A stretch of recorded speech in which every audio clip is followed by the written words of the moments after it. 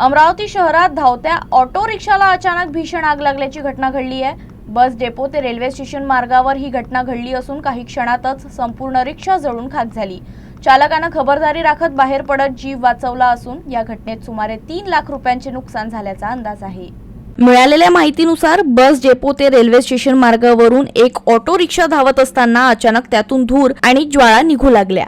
ही बाब लक्षात येताच चालकानं तात्काळ रिक्षा रस्त्याच्या कडेला उभी करून बाहेर पडत आपला जीव वाचवला।